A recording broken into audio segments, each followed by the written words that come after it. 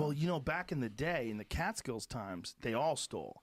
Like there was no honor amongst thieves back then, and everyone just had jokes. They were just jokes. Like you almost had like a toolbox. Like, oh, I needed 3/8. And then as television came along, and then people started getting in trouble for stealing. You know, Robin got in trouble, and a few other guys got in trouble. And then it sort of died off until, like, I mean, when YouTube came along, then it kind of killed it. There's still a few thieves that are still running around to this day, and some of them are famous.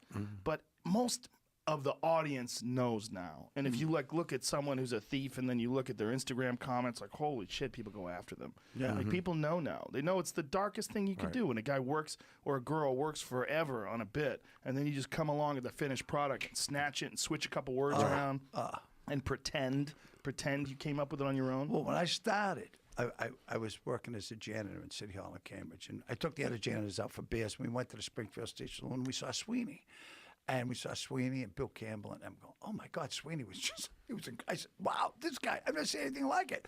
And a couple of guys, a couple other comics went on, the janitor said, you're funnier than these guys, you should do it. So I talked to George McDonald about it at school the next day, and he goes, yeah, man, you should be a comedian. I go, what's that? He goes, that's what you saw last night. So we went over to his house, and we listened to a Woody Allen album. And I didn't even know I knew Woody Allen from his movie, but I didn't know he was a comedian. And he did that joke about hitting a moose up in Maine. So I went on. I'd never been on stage before. I went on at the Ding Ho, Springfield Street Saloon, and I did this, and it was unbelievable. I changed all my, it was thunderous applause, like a standing ovation.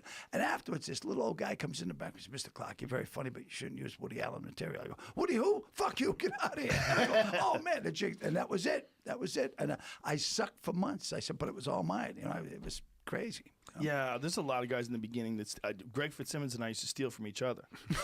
We had a deal though, like if he was on, because we both only had like 15 minutes, and we had to do a half. Right. So I'd steal 15 of his, he'd steal 15 of mine, and we were best friends. Oh yeah.